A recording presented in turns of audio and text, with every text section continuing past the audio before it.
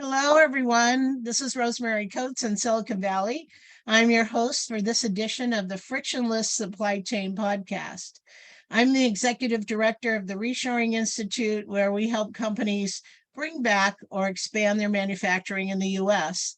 And I'm a contributing writer to Supply Chain Management Review. Today, I'm very excited to welcome my guest, Cyndy Andela of Andela Glass and Ruby Lake Glass in New York. So sitting here in California today, I'm very concerned about the wildfires raging all around us, and especially in our redwood forests, the floods in Kentucky and all across the Midwest, and the heat waves scorching the East Coast. These things are evidence of global warming and a reminder that sustainability of our planet is now an emergency. And there's no simple answer. As supply chain professionals, we know that the additional responsibility of enforcing sustainability has now become a priority with our suppliers. Andela Glass and Ruby Lake Glass are part of the solution. And today, Cyndy Andela is going to tell us about her businesses and her contributions to a sustainable world. So let's get started. Welcome, Cyndy. Yeah, welcome to you too, and everyone out there. Thank you for bringing me here to talk to you. Okay, so let's start off, if you can, tell us a little bit about Andela Glass and Ruby Lake Glass. I think they're unique businesses that people are not familiar with. And if you can describe a little bit about the business and how you got started, that would be great. Sure. So the business that has the longest history is Andela Products, or that makes Andela Glass machines. It's actually an equipment manufacturing business, and we provide equipment, solutions, and systems for primarily turning glass into sand.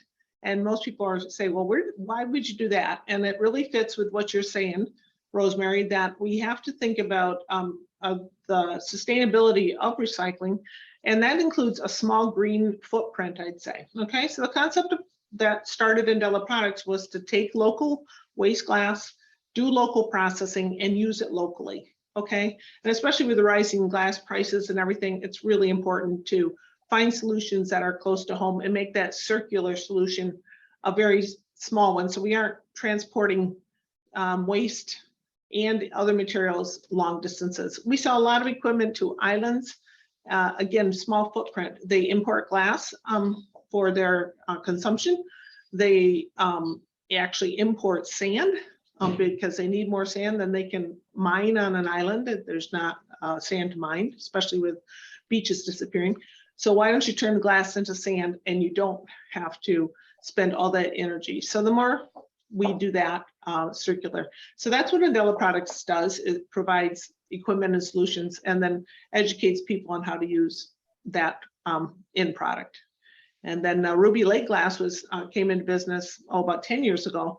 And that is a business that actually recycles glass. We take a clear glass base, glass that's not being used for something else. We have a proprietary process for coating it with very specific colors. And now we're making all types of colored aggregates, sand, very fine sand, up to stone-sized pieces.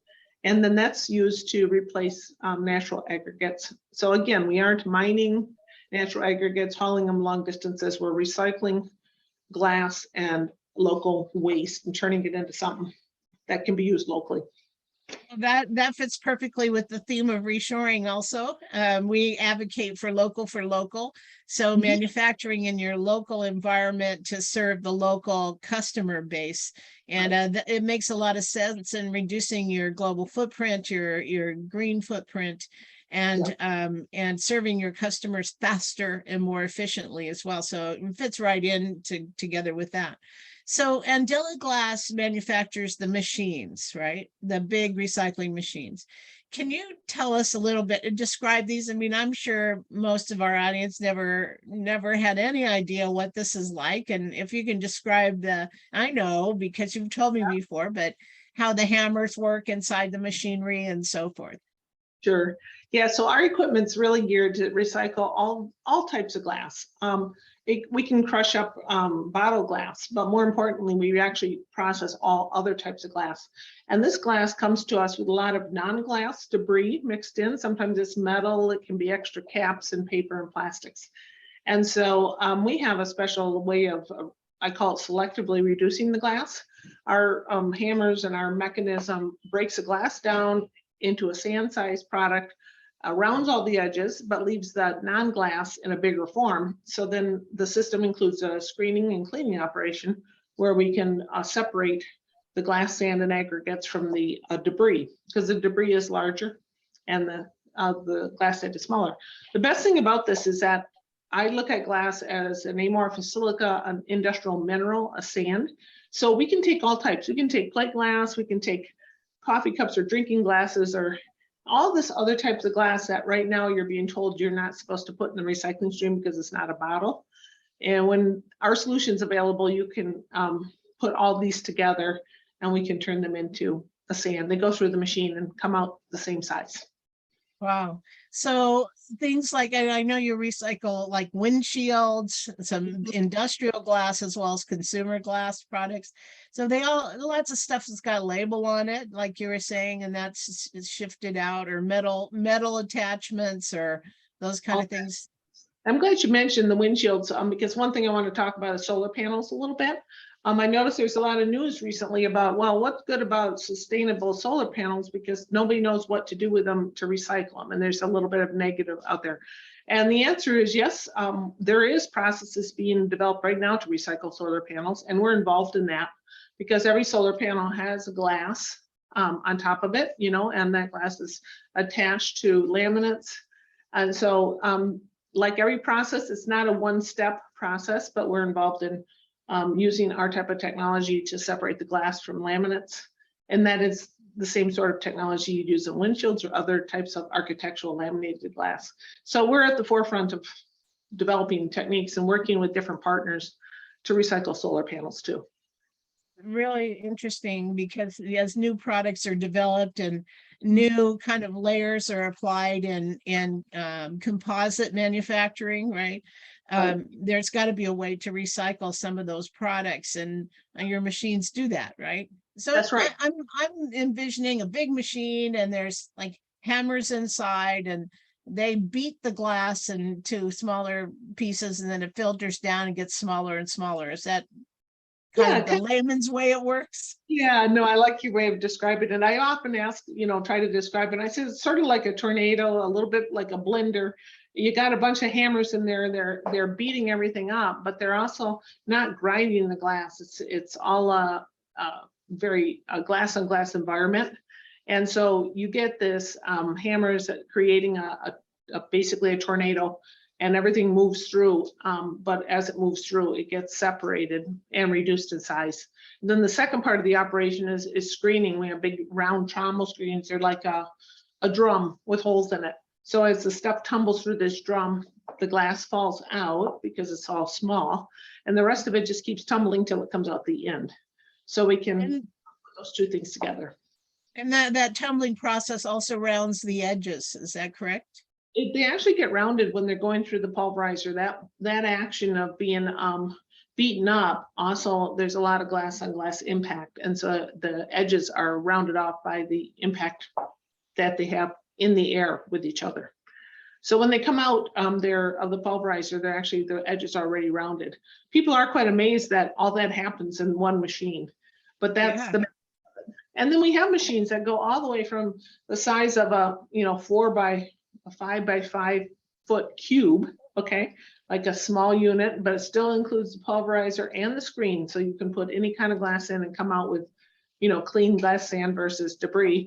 And then we go all the way up to systems that are, 20 tons an hour and do huge amounts of material. So we have a niche that goes from the small to large, but we do something that other people don't do, in that we provide complete turnkey situations, systems. So we have to just get to know our customers. What do you have to process?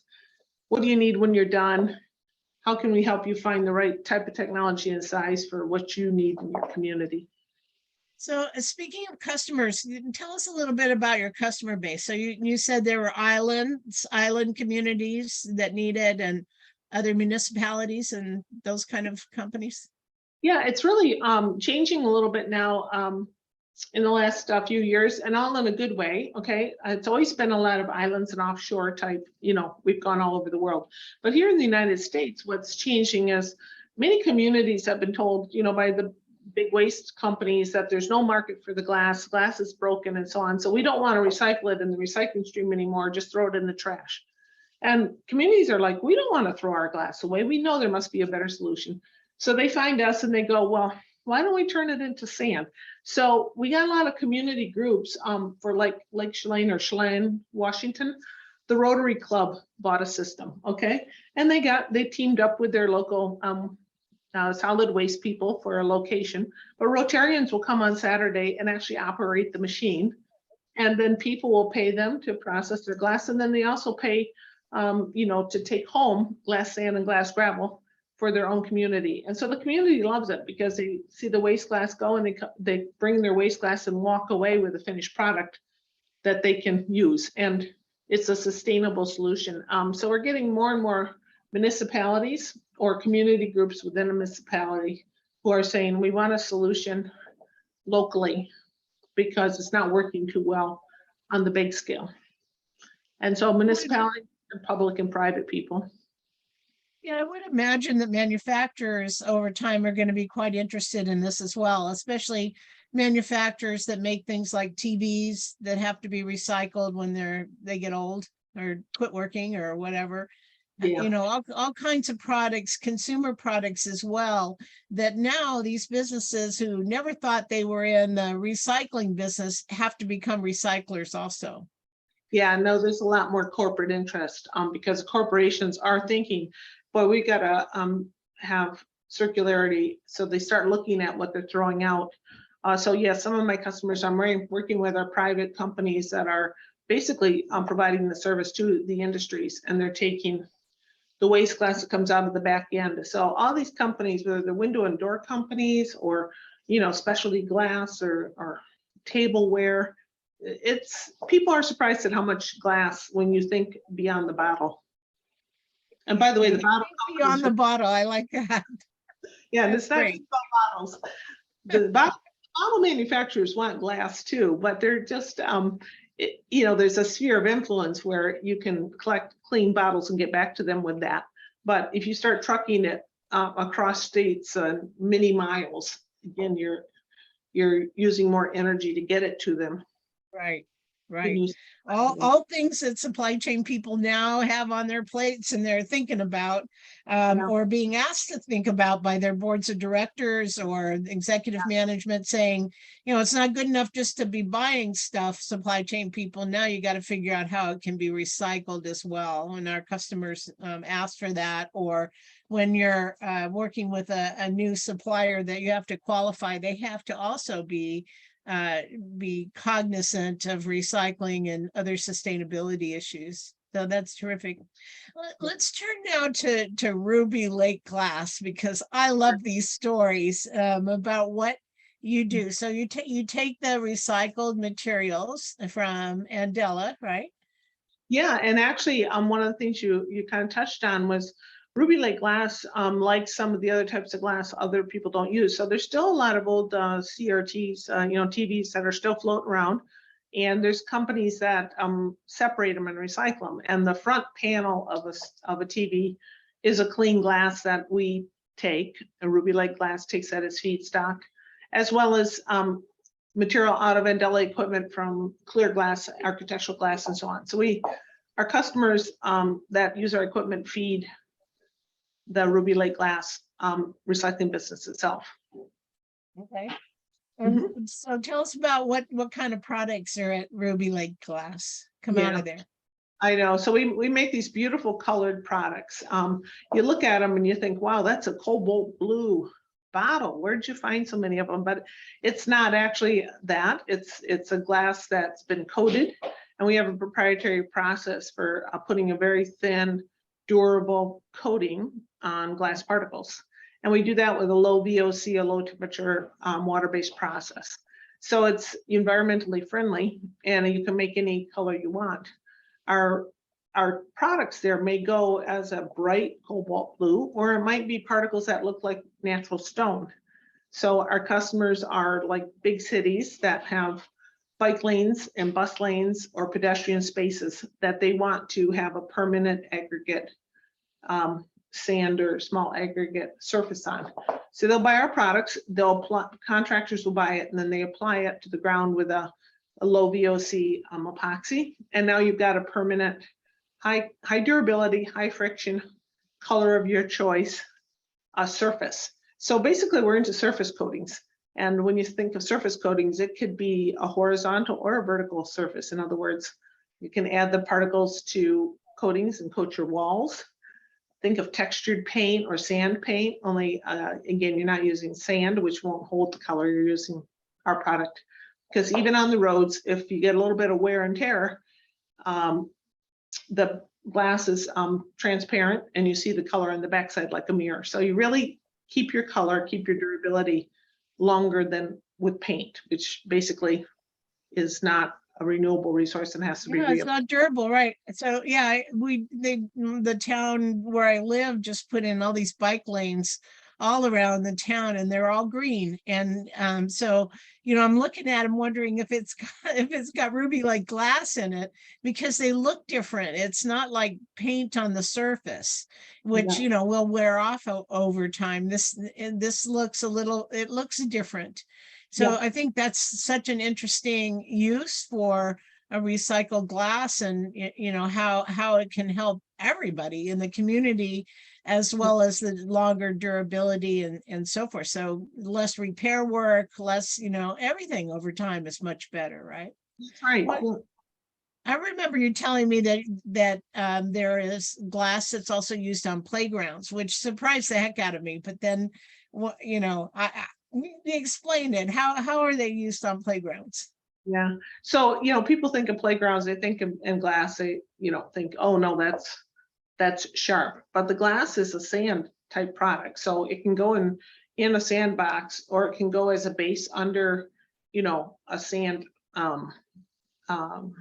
or colored sand topping. Okay. So for example, a play box might be, some natural colored sand that is produced by bottles. And then Ruby Lake makes a beautiful color. So we quite often have people come in and get different colors. Then the kids can sand paint by just putting the colors on top and make their own rivers and roads and stuff in their sandbox. So arts and craft sand, basically you can have the kids play with the sand.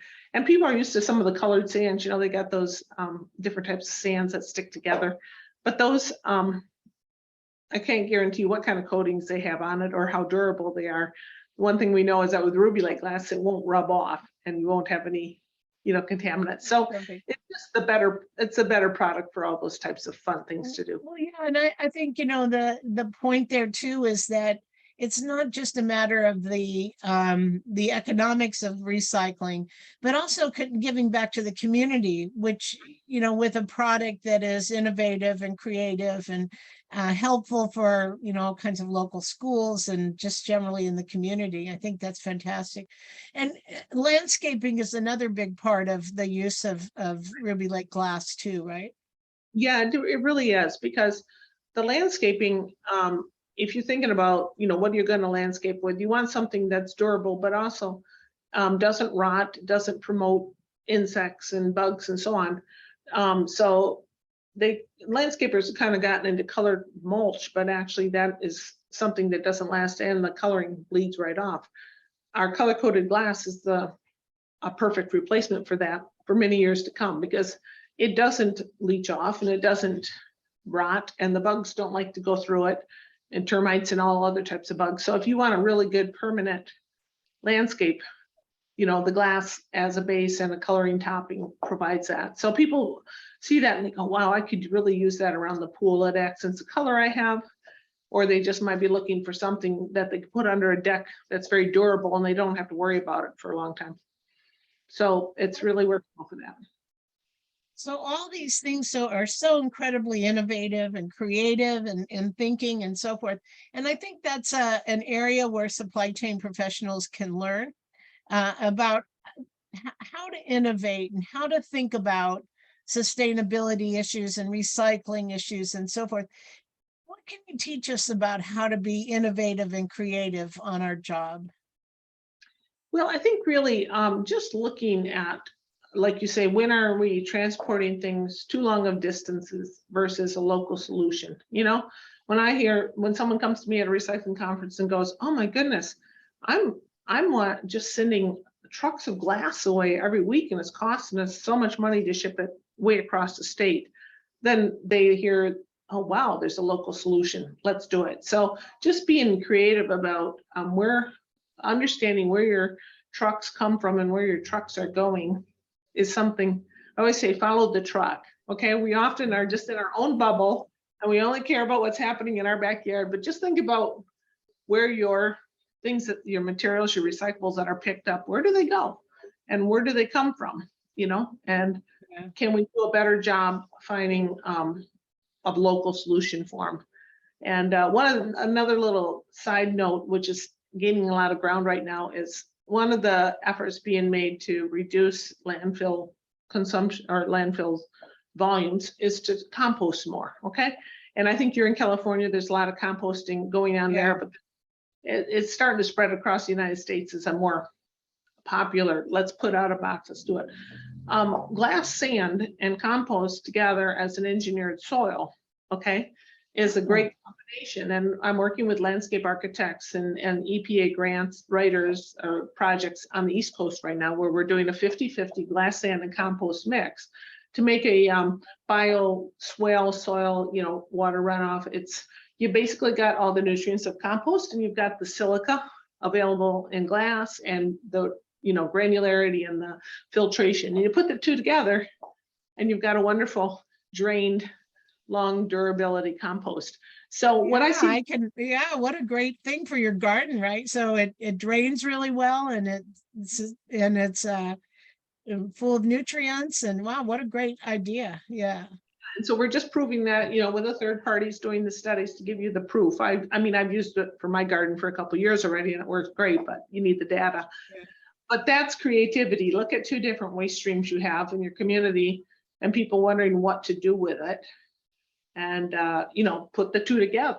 And I've had people say to me, how do I get the glass out of compost? Because if you're doing food waste compost, once in a while, somebody throws a piece of glass in the compost and it breaks up and there's some sparkles in there. And I said, oh, you can't get the sparkles out, but we could, you know, kind of just add half and half, and then it's the way it's supposed to be. So it's really exciting to see that openness, that creativity happening where people are like, yeah, why not? Why don't we put the two together? And then I think some of it is just focusing on the issue, right? So this is something that supply chain people just haven't had on their job description until recently. So, you know, putting emphasis and thinking about the issue, but I love that idea of combining waste streams and considering, if a buyer is buying cardboard and someone else is buying some other product, or trying to work together to come up with some potential innovative solutions. That's a great way of solving the problem, or at least making progress towards solving the problem. Yeah, that's terrific. Yeah. Well, Cyndy, any closing thoughts? Anything we missed or something you'd like to add? Boy, I think we've covered a lot. You have a good way of getting a lot of those things out. I just love what I'm enthused about is the community effort. You know, I love seeing the communities come to solve problems. Flagler Beach, Florida is a great example locally. They wanted a new start from scratch recycling program because where things were going weren't getting recycled. So they just cut it off and they started commodity by commodity, coming up with solutions, that they can use in their own community. And of course, they bought a pulverizer because they said, well, we can use glass, sand in our own community. And they started selling it. And, you got the community itself was so supportive. And that's what I think we missing is that sense of satisfaction that all the people in the community get from watching things happen locally. So I'd say, let's keep thinking locally And Yeah, that's another great suggestion. I'm not only looking at combined waste streams, but thinking about your local community, which, we get into these industrial environments and supply chain and we're thinking about the world, right? And not necessarily what's next door. So that's another good piece of advice that we can incorporate. people feel like So, they can control it better because the supply chain does give us grief. I mean, I have a hard time getting things in, and it's frustrating when you can't find your electrical components or steel to build your machines, so yeah. you want to feel like you have somebody you can reach out to, and that Yeah. fills that need. Terrific. Thank you so much for joining us today, Cyndy. It's so interesting to talk to you as always. And can Yes. you please give us your contact information if listeners want to hear more or reach out to you? Sure. Yeah, just reach me at my email address is Andela. So it sounds like Candela, Candela, and that's at Andela Products, the same name, Andela Products.com. And Terrific. you can call us, you look us up on the web at www.andelaproducts.com, and you can get a hold of us from there. And how about Ruby Glass? And that would Ruby be Lake. Yep, that's similar. Andela starts the same, only it's at rubylakeglass.com. And again, look up our website, rubylakeglass.com. Terrific. And you can listen to more frictionless supply chain podcasts posted on Supply Chain Management Review's landing page on iTunes, Google Podcasts, Spotify, or wherever you get your podcasts. And you can reach me, Rosemary Coates, at rcoates, RCOATES, at reshoringinstitute.org, and visit our website at www.reshoringinstitute.org, where we publish all of our research on manufacturing in America. Thanks and have a great afternoon. Thank you.